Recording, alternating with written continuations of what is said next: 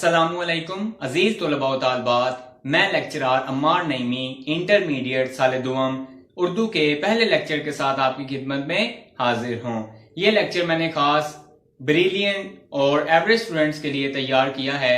वो स्टूडेंट्स जो 33% नंबरों के चक्रों में होते हैं वो यहीं से स्किप कर सकते हैं। तो आज का जो हमारा टॉपिक है वो है मुनाकिब उमर बिन अब्दुल अजीज। ये पढ़ने से पहले, इनकी शख्सियत के बारे में जानने से पहले मैं आपको ये बता दूं कि इनका पस मंजर क्या है। यानी आखिर हम इनको अपने निसाब में पढ़ तो रहे हैं लेकिन ये नहीं जानते कि ये कौन है और ये किस तरह से इस निसाब का हिस्सा बने और इनकी शख्सियत क्या है। इनकी खूबियां तो लिखी हुई हैं किताब में, लेकिन आज मैं आपको पस मंजर बताऊंगा तफसील के साथ। लिहाजा आप एक रजिस्टर और एक कलम अपने पास रखिए ताकि मैं जो भी तफसील बताऊं आप उसको नोट कर लें और साथ साथ स्क्रीन पर भी ये आपको नजर आएंगी।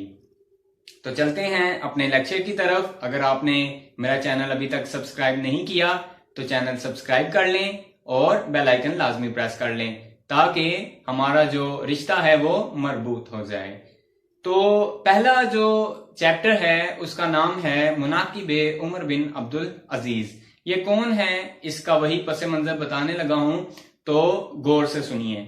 हजरत मोहम्मद सल्लल्लाहु अलैहि वसल्लम ने अपनी जिंदगी में फरमाया था कि मेरे बाद, यानी जब मैं इस दुनिया से चला जाऊंगा तो मेरे बाद 30 साल तक खिलाफत कायम रहेगी।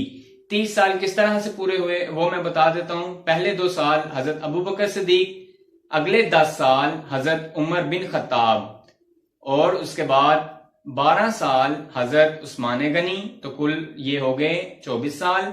उसके बाद 5 साल 6 माह हुक्मरानी जो खिलाफत थी वो हजरत अली को मिली, पीछे बच गए। उसके बाद उन्हें शहीद कर दिया गया, पीछे बचे 6 माह।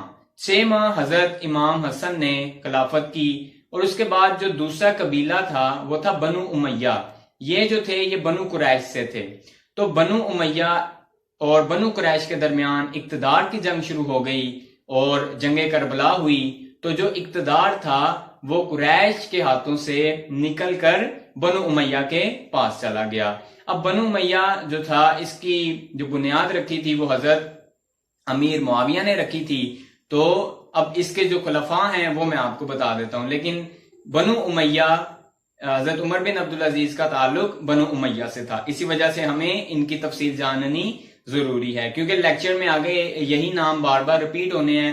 वलीद का नाम बार बार आएगा, मुसलमा का आएगा, तो ये कौन है हमें पता होना चाहिए। तो इसीलिए मैं इनका एक फैमिली ट्री बता रहा हूं और ये बता रहा हूं कि पहले कौन खलीफा बना, उसके बाद कौन खलीफा बना, ये आप लिख लें। तो बनु उमैया के जो खलीफा हैं उनमें सबसे पहले जो खलीफा बने वो थे,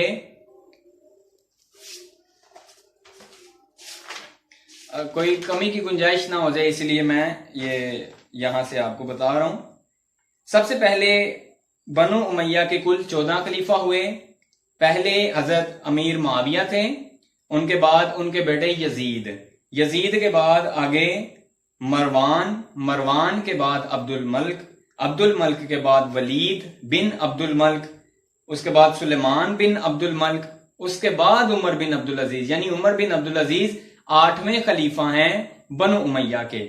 उसके बाद 9वां जो खलीफा था वो यजीद बिन अब्दुल मल्क, उसके बाद हशाम बिन अब्दुल मल्क और उसके बाद वलीद बिन यजीद और यजीद बिन वलीद, ये अगला खलीफा यजीद बिन वलीद। उसके बाद इब्राहिम बिन वलीद और आखिरी मरवान बिन मोहम्मद। अब ये बार बार नाम रिपीट हुआ यजीद का और ये वलीद का, ये क्या मंजर है, यही मैं आपको समझाना चाहता हूँ क्योंकि सबक में यही चीज बयान की गई है। वो बार बार नाम रिपीट होते हैं, स्टूडेंट कंफ्यूज हो जाते हैं, उन्हें समझ नहीं आती। ये वलीद बार बार रिपीट हो रहा है, अब्दुल मल्क रिपीट हो रहा है, तो ये कौन है।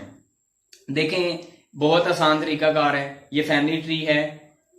मरवान जो इसका सरदार बना बनु उमैया का, उसके आगे थे 2 बेटे, मरवान खलीफा भी था, उसके 2 बेटे, एक का नाम है अब्दुल अजीज और एक का नाम है अब्दुल मल्क। ठीक है, अब्दुल अजीज का आगे हुआ एक बेटा, वो थे उमर, तो उमर बिन अब्दुल अजीज। ये अब यहां से खत्म हो गया, इनका यही इतना सिलसिला था। अब्दुल मल्क के हुए 5 बेटे। ठीक है, अब उनके नाम क्या हैं जो मैंने अभी आपको बताए कि वो एक तरतीब के साथ खलीफा बने, फिर बता देता हूं। वलीद, सुलेमान, यजीद, हशाम और पांचवें मुसलमा। ये 5 बेटे हैं जी किसके? अब्दुल मल्क के। और अब्दुल अजीज का सिर्फ एक बेटा उमर। अब ये जो खिलाफत का जो मंजर था, ये बनु उमैया ने खिलाफत को मलूकियत में बदल दिया था। ये मलूकियत क्या चीज है, ये मैंने मुतालिया पाकिस्तान के पहले लेक्चर में तफसील से समझाया था। अगर आप वो लेक्चर सुन लें तो आपको समझ आ जाएगा। मैं लिंक दे देता हूं डिस्क्रिप्शन में और ऊपर भी आपको लिंक नजर आ जाएगा। तो वैसे मलूकियत का मतलब होता है बादशाहत। इन्होंने खिलाफत को बादशाहत में बदल दिया, यानी बादशाह जाता है तो उसका बेटा आगे जाके खलीफा बन जाता है। अवाम की इसमें कोई नहीं सुनी जाती। तो ये है जी इनका फैमिली ट्री। और मैंने बता दिया कि पहले कौन खलीफा बना, दूसरा कौन खलीफा बना, ये आप याद रखिएगा। 8वें खलीफा थे उमर बिन अब्दुल अजीज। अब चलते हैं इनके नाम की तरफ। हजरत उमर बिन अब्दुल अजीज रज़ी अल्लाह अन्हो, ये उन्वान है।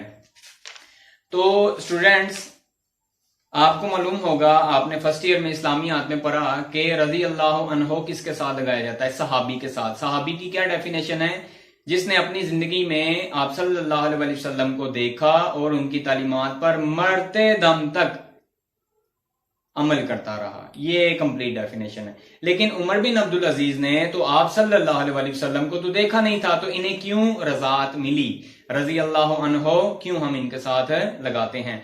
तो ये याद रखें कि उमर बिन अब्दुल अजीज के आगे इस वजह से लगाया जाता है, ये उम्मत का इजमा है इस बात पर।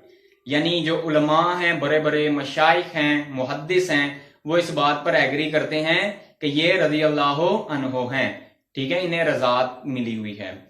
उसकी वजह यह है कि हजरत उमर बिन अब्दुल अजीज की जब हुकूमत आई तो यही समझा गया कि जो खुलफा राशिदीन थे, जो पहले 4-5 जो उस 30 सालों में खुलफा बने, ये इनकी जो हुकूमत थी बिल्कुल उसी का नमूना थी। तो इसी वजह से इन्हें रज़ी अल्लाह अन्हो कहा जाता है। लेकिन बाकी बनु उमैया के जो खुलफा थे, उन्होंने सही मानों में इस्लाम की पैरवी नहीं की जिस तरह से खुलफा राशिदीन ने की थी।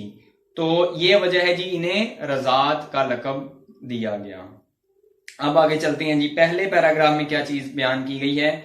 अल्लामा शिबली नुमानी इसके मुसन्निफ हैं। अल्लामा शिबली नुमानी ने किताब लिखनी थी उमर बिन अब्दुल अजीज की जिंदगी पर। ठीक है, तो इनको चाहिए था मटेरियल। तो मटेरियल के लिए ये गए मिस्र। ये जो कुतुब खाना खुदैरिया लिखा हुआ है, ये मिस्र की लाइब्रेरी है। तो वहां गए, वहां पर इन्हें अल्लामा इब्ने जोजी की किताब मिली। अल्लामा इब्ने जोजी का जो पूरा नाम है वो है अब्दुर्रहमान अल जोजी। तो उनकी किताब है सीरतुल उमरैन। ये नाम याद रखने, एमसीक्यूज है कि कौन सी किताब किसकी है, बच्चे मिक्स कर देते हैं। तो अल्लामा शिबली नुमानी ने उनकी किताब से इस्तेफादा किया और किताब लिखी है किस नाम से? अल फारूक के नाम से। अच्छा, पहले पैराग्राफ में ये बयान किया गया, ये 2 लाइनें अंडरलाइन कर लें, एमसीक्यूज हैं। हजरत उमर बिन अब्दुल अजीज मजहब की मुजस्सम तस्वीर थे। जिस तरह से आप सल्लल्लाहु अलैहि वसल्लम को अमली नमूना बनाकर भेज दिया गया, तो मुजस्सिम तस्वीर से यही मुराद है कि अमली नमूना, यानी वो खाली बातें नहीं करते थे, काम भी करते थे। और अगला एमसीक्यूज है, मजहबी हैसियत से उनको उम्र सानी का लकब दिया गया। मजहबी हैसियत से उम्र सानी, उमर जैसा या दूसरा उमर। तो यानी हजरत उम्र फारूक के दौर में जिस तरह से इस्लाम फैला था, इनके दौर में भी वैसे ही हुआ। कहते हैं कि जब ये खिलाफत के मसनद पर पहुंचे तो आधा इस्लाम तब तक नाफिज हो चुका था। अगले पैराग्राफ में बयान किया गया है, ये जब आपने खुलासा लिखना है तो इस तरह से इसके पॉइंट्स अपने जहन में रखने हैं, लिखने नहीं है, जहन में रख लेंगे। पहले क्या बयान हुआ है, फिर क्या बयान हुआ है, फिर अपने लफ्जों में खुलासा लिख लें, रट्टा मारने की जरूरत नहीं है। तो दूसरे पैराग्राफ में लिखा हुआ है कि हिम्स का ये वाकया जी। हिम्स मगरबी शाम का शहर है। वहां के एक ईसाई आ गया हजरत उमर बिन अब्दुल अजीज के पास और आकर कहता है कि खलीफा वलीद बिन अब्दुल मल्क के बेटे अब्बास ने, अब्बास खलीफा नहीं बना था लेकिन ये बेटा था, तो इसके बेटे ने मेरी जमीन पर जबरदस्ती कब्जा किया हुआ है। तो हजरत उमर बिन अब्दुल अजीज ने अब्बास से पूछा, तो उसने कहा जी मेरे बाप ने मुझे ये जमीन दी है, मेरे पास सबूत भी है। फिर हजरत उमर बिन अब्दुल अजीज ने ईसाई से पूछा, उसने कहा कुरान मजीद के मुताबिक फैसला कर दें। तो हजरत उमर बिन अब्दुल अजीज ने ईसाई की बात यानी कुरान मजीद के मुताबिक फैसला करते हुए अब्बास से जमीन छीनकर ईसाई को दिलवा दी। ये था जी इस्लाम उस वक्त।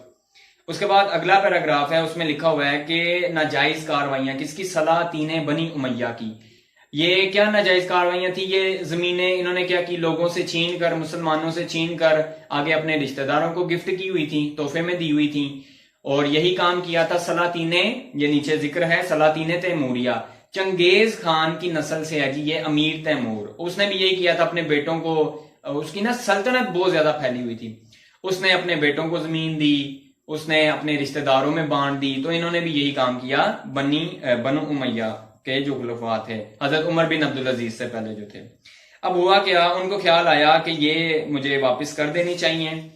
और फिर आगे जब उन्होंने ये फैसला सोचा तो बनु उमैया ने क्या किया, उनके पास उनकी फुप्पी को भेजा, यानी उम्मे उमर। ये भी एमसीक्यू है मोस्ट इंपोर्टेंट। और इनका असल नाम था फातिमा बिनते मरवान, उम्मे उमर का। तो उन्होंने कहा जी ये बगावत हो जाएगी, ये तुम किन चक्रों में पड़ रहे हो, ऐसा ना करो, तो ये तो तुम्हारे खिलाफ बगावत हो जाएगी, तुम्हें कत्ल भी कर दिया जाएगा। तो उन्होंने कहा मैं तो अल्लाह के सिवा किसी से डरता ही नहीं हूं। और इनकी जो खिलाफत का अरसा है वो 2 साल चंद माह है, और इन्हें जहर दे के मार दिया गया था हजरत उमर बिन अब्दुल अजीज को। अगले पैराग्राफ में लिखा हुआ है कि उनके पास भी ऐसी जमीनें थी, हजरत उमर बिन अब्दुल अजीज के पास भी ऐसी जमीनें थी जिन पर कब्जा किया हुआ था। इनका लाइफस्टाइल बड़ा कमाल था, यानी खलीफा बनने से पहले अगर आप इनका लाइफस्टाइल पढ़ें आप हैरान हो जाएं। जिस तरह से आज मैं शॉपिंग करने जाऊं या आप कोई जाए शॉपिंग करने, तो 100 गाड़ियां, क्या 100 गाड़ियों में क्या करेगा, शॉपिंग करके आ गया है। तो हजरत उमर बिन अब्दुल अजीज जाते थे, 100 ऊंट माल से लदे होते थे, ये उनकी शॉपिंग थी। और एक बार जो कपड़ा पहन लिया ना दोबारा नहीं पहनते थे। तो इनके पास भी बड़ी जमीनें थी। तो इन्होंने क्या किया, उस टाइम के जो बड़े बड़े उलमा थे, ये एमसीक्यू अंडरलाइन कर लें, नाम याद रखने हैं, मकहूल, मैमून बिन महरान और अबू कलाबा। तो इन्होंने राय तलब की, तो उन्होंने बड़ा दब कर जवाब दिया। सारी बात है, खलीफा इससे पहले तो किसी ने ये काम नहीं किया था, तो वो डर गए, दब दब के जवाब दे। उन्होंने कहा अपने बेटे से पूछ लें। अब उमर बिन अब्दुल अजीज के बेटे का नाम भी अब्दुल मलिक है। ये पहले जमानों में ऐसे ही होता था, मेरा नाम है अम्मार, मेरे बाप का नाम है नईम, तो अब क्या मेरा जो बेटा होगा मैं उसका नाम नईम रख दूंगा, मेरा बाप भी नहीं मेरा बेटा भी नहीं। तो ये उन जमानों में ऐसे ही होता था, यानी अब्दुल मलिक इनके जो थे वो रिश्तेदार, ठीक है। तो उन्होंने उमर बिन अब्दुल अजीज ने अपने बेटे का नाम भी वही रखा हुआ था। इसी तरह से उसने भी किया था ये यजीद, अब्दुल मलिक का बेटा यजीद ने आगे अपने बेटे का नाम अपने भाई के नाम पे रखा हुआ है, क्या, वलीद। तो ये इस तरह से है। अच्छा, उसके बाद तो उन्होंने राय तलब की, तो बेटे ने कहा जी वापस कर दें जमीनें, तो वरना आप भी जालिमी कहलाएंगे जिस तरह से पहले खुलफा करते आए हैं। तो हजरत उमर बिन अब्दुल अजीज ने अपने गुलाम से पूछा, मजाहम मोस्ट इंपोर्टेंट एमसीक्यू, तो उसने कहा जी आपकी औलाद का क्या होगा, जमीनें अगर आपने दे दी वापस तो औलाद, तो वो रोने लग गए हजरत उमर बिन अब्दुल अजीज, और उन्होंने कहा कि अल्लाह मालिक है। अब उसके बाद क्या हुआ, जब उन्होंने ये फैसला ले लिया है कि सबकी जागीरें वापस करनी है, अब वो चले गए, पीछे से मुजाहिम जो था वो चला गया अब्दुल मलिक के पास, यानी हजरत उमर बिन अब्दुल अजीज के बेटे के पास, और जाकर कहता है कि आपके वालिद साहब जो हैं खलीफा वो ये काम करने जा रहे हैं, मैंने तो उन्हें कहा कि भाई आपकी औलाद का क्या होगा। अब बेटे का जवाब सुनिए आगे क्या था। बेटे ने कहा तुमने कितनी बेवकूफों वाली बात की है, तू इतनी गलत बात कैसे कर सकता है। और वापिस अपने वालिद के पास गए, तब रात हो चुकी थी, पहरेदार था, गार्ड वो पहरा दे रहा था। तो इन्होंने कहा जाके बोल खलीफा को, तो वो आगे से कहता है कि इस टाइम तो सोने दो खलीफा को, सारा दिन काम करते रहते हैं। तो बेटे ने कहा कि जाके कह तो सही मैं आया हूं। वो जाते हैं, वो बुला लेते हैं, अंदर जाके गुफ्तगू होती बाप बेटे की। तो बाप कहता है क्या बात है बेटा इस टाइम, तो उन्होंने कहा कि बेटा कहता है कि आप सबकी जो जमीनें हैं वो वापस कर दें। तो आगे से वो कहते हैं कि मैं कल ना मिंबर पे चढ़ के ऐलान कर दूंगा। बेटे ने आगे से क्या जबरदस्त बात की वो सुनिएगा जरा। बेटा कहता है बाप क्या तुझे पता है कल तक तू जिंदा रहेगा। तो एकदम से उनके दिमाग में ना एक बल्ब रोशन हुआ, उन्होंने उसी टाइम ऐलान किया कि सबको सबकी जागीरें वापस की जाती हैं और जो उसकी सनद थी वो कैंची से उतरवा दी। अब उसके बाद आगे कुछ जमीनें यमन में थी, कुछ यमामा में थी। यमामा वही है जहां पे जंग हुई थी। दूसरा झूठा नबूवत का ऐलान करने वाला था मुसैलमा, उसके खिलाफ हजरत अबू बकर सिद्दीक ने की थी। अच्छा, उसके बाद है जी इनके कजन थे इब्ने सुलेमान, वो आगे अपनी जमीन की जागीर लेके सनद लेके कहा जी ये आपने क्या फैसला कर दिया है। तो उन्होंने कहा मैं तो वही फैसला करता हूँ जो अपने नफ्स के साथ करता हूँ। ये किसकी जमीन थी? फरमाया मुझे हुज्जाज ने दी। हुज्जाज कौन है? ये वो है जिसने कुरान मजीद पे जेर जबर लगाई। कुरान मजीद पे जेर जबर नहीं लगी हुई थी, इसने जेर जबर लगाई। बड़ा जालिम इंसान था हुज्जाज। तो फरमाया तो ये फिर हुज्जाज के बेटों की जागीर है। तो फिर वो आगे से सच बोलते हैं इब्ने सुलेमान, वो कहते हैं कि ये तो मुसलमानों की जमीन थी। तो कहा जी फिर मुसलमानों का क्या है? वो रोने लग गए। अब आगे से मुजाहिम ने कहा जी आप इतना सख्त सलूक क्यों कर रहे हैं, ये तो आपका लाडला है। तो उन्होंने कहा जी नहीं, मैं अपने नफ्स के साथ भी यही सलूक करता हूँ। ये जो अगला पैराग्राफ है ये सियाकुसबाग की तशरीह के लिहाज से बहुत ज्यादा अहम है। बनु मैया के दफ्तर अमाल उनके जितने भी कारनामे थे उनमें सबसे ज्यादा कौम को बर्बाद करने वाला ये वाकया है कि उन्होंने आजादी और हक गोई सच बात कहना का इस्तेसाल कर दिया, खात्मा कर दिया। उन्होंने कहा जी कोई हक बात नहीं करेगा, सच बात नहीं करेगा, हमने जो फैसला लिख दिया है कर दिया है, इसके खिलाफ कोई आवाज नहीं हमें सुनाई देनी चाहिए। जो भी आवाज उठाएगा उसको जेल में कैद कर दिया जाएगा। लेकिन फिर भी कुछ लोग बाज ना आए क्योंकि हक को दबाया नहीं जा सकता। तो जब आपका वक्त आया तो आपने क्या किया? इस बिद्दत का खात्मा किया। बिद्दत का मतलब क्या है? दीन में कोई नई चीज ईजाद कर देना। तो यहाँ पे भी ये इन मानों में इस्तेमाल हुआ, नई चीज ईजाद हो गई थी कि कोई बोल नहीं सकता था। इन्होंने अदालत में कहा जी 2 शख्स मुकर्रर किए जो सच्चे थे, दीनदार थे। जब भी उमर बिन अब्दुल अजीज कोई गलत बात भी कहने लगते थे वो टोक देते थे, बोलते थे नहीं ये दीन के मुताबिक काम नहीं है। उसके बाद अगला पैराग्राफ है लोगों, ये पहले यानी ऊपर वाले में लिखा है लोगों में बड़ी हिम्मत आ गई बेबाकी से, यानी बगैर डरे अकवाल फ़आल पर, अकवाल बातों पर, कौल पर, और अफ़ाल फेल की जमा उनके कामों पर नुक्ताचीनी बहस करते थे। अगला पैराग्राफ मुहद्दिस इब्ने जोजी ने बासनद, सनद के साथ, सनद का मतलब ये होता है जब कोई हदीस है अगर उस हदीस की सनद नहीं है तब तक वो हदीस पर हम अमल नहीं कर सकते। जिस तरह से ये हदीस बड़ी मशहूर है कि एक बूढ़ी औरत का वाकया हजरत मोहम्मद सल्लल्लाहु अलैहि वसल्लम पे कचरा फेंकती थी, ये है ही नहीं कोई, ये हदीस ही नहीं है जो बचपन से हमें पढ़ाते आ रहे हैं। तो सनद का ये बड़ा ख्याल रखा जाता है। तो सनद के साथ ये वाकया नकल किया है कि मुसलमा बिन अब्दुल मल्क, ये बेटा है अब्दुल मल्क का, ठीक है जी, और ये था गवर्नर था, इसको खिलाफत तो नहीं मिली लेकिन ये गवर्नर था इराक का। तो अब इसने क्या किया जी, इसके खिलाफ आ गया मुकदमा हजरत उमर बिन अब्दुल अजीज अदालत में। ये जनाब बैठे हुए हैं, बाकी खड़े हैं। तो उमर बिन अब्दुल अजीज कहते हैं भाई तुम क्यों बैठे हुए हो? वो इसी जोम में था, जोम यानी गुरूर में कि मैं गवर्नर हूं, मैं क्यों खड़ा हूं। तो उमर बिन अब्दुल अजीज ने कहा नहीं ऐसे नहीं होगा, हस्बे कायदा तुम्हें खड़ा होना पड़ेगा। और उसके बाद ठीक है ये यहां तक लिखा हुआ है। उसके बाद मुकदमे का फैसला भी मुसलमा के खिलाफ किया, यानी जमीन मुतनाज़िया गिरजा के मुतवल्लियों को दे दी। मुतवल्ली कौन है? उसके पैरोकार, जिस तरह से फादर होते हैं, यानी गिरजा वो उसको बोलते हैं ना, चर्च को। उसके बाद उमर बिन अब्दुल अजीज अक्सर ईसाइयों और यहूदियों के मेहमान होते थे, जो भी खाना खाते थे वहां पे उनकी कीमत दे देते थे। अब यहाँ पे सबसे बड़ी बात यह कि अहले किताब के साथ खाना जायज है। ईसाई जो है अहले किताब हैं, तो हम आज भी ईसाइयों से नफरत करते हैं, अजीब लोग हैं हम लोग। खैर, तो ये एक एमसीक्यूज है, उन्होंने ना माना और 30 दिनार देकर वो जमीन खरीद ली मकबरे के लिए। अपनी हयात में, अपनी जिंदगी में ही अपने मरने का बंदोबस्त कर रहे हैं जी, मैंने मरना भी है, ये मैंने अपना। आज इंसान कितना अमीर हो जाए, कोई करोड़पति मुझे दिखा दो जिसने अपनी कब्र के लिए जमीन खरीद ली हो और साथ में कफन का बंदोबस्त कर लिया हो। कोई ऐसा नहीं है, सब हर कोई यहीं रहना चाहता है दुनिया पे। उसके बाद उमर बिन अब्दुल अजीज की हुकूमत और सल्तनत का असली असूल मुसावात और जमहूरियत था। मुसावात का मतलब है इक्वालिटी, बराबरी, और जमहूरियत का मतलब है सबको साथ लेकर चलना, अपनी नहीं करनी कि मैंने ये फैसला कर लिया सो कर लिया, बात खत्म हो गई। सबको यकसा हकूक रखते थे, बादशाह को किसी पर किसी किस्म की तरजीह हासिल नहीं, सिर्फ मुल्की अमूर में, मुल्की मामलात में नहीं बल्कि मुआशरत और जाती जिंदगी में भी उमर बिन अब्दुल अजीज इसका लिहाज रखते थे। ये नहीं है कि खाली मैं अपनी पर्सनल लाइफ में इस चीज का क्या रखूं ओवरऑल वो ये चीज देखते थे। उसके बाद आम मुसलमानों के लिए जो लंगर खाना था वहां पे भी पैसे दे के ही आप खाना खाते थे। और ये बड़ा इंटरेस्टिंग वाकया आ गया, ये हमारे लिए भी सबक है। एक शख्स मस्जिद में लेटा हुआ है, उसे नहीं पता उमर बिन अब्दुल अजीज आ रहे हैं अपने पुलिस वालों के साथ। वो आए, उनकी ठोकर लग गई उस सोए हुए शख्स को। वो चिल्ला के बोला पागल है।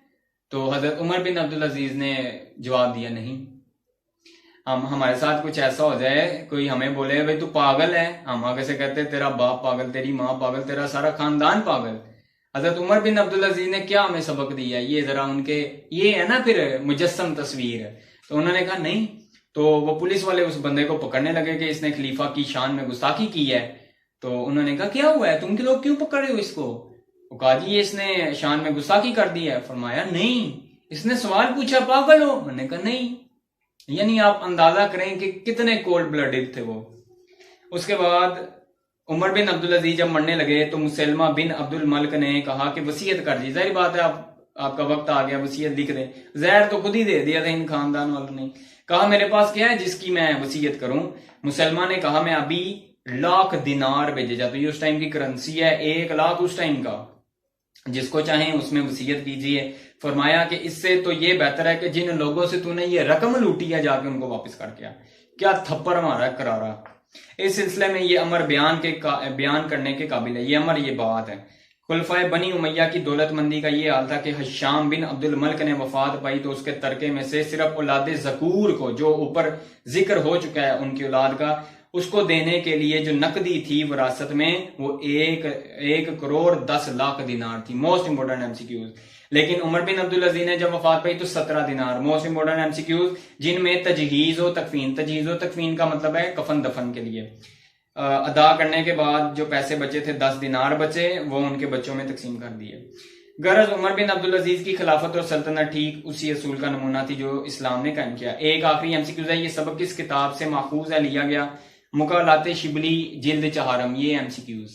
ठीक है जी, तो ये आज का हमारा लेक्चर था। अगर कोई आपका सवाल हो, कोई चीज नहीं समझ आई तो आप मुझे कमेंट कर दें, और अगर वीडियो पसंद आई है तो लाइक कर दें, शेयर कर दें, और फिर इंशाल्लाह अगले लेक्चर में फिर दूसरे टॉपिक के साथ हाजिर होंगे। खुदा हाफिज।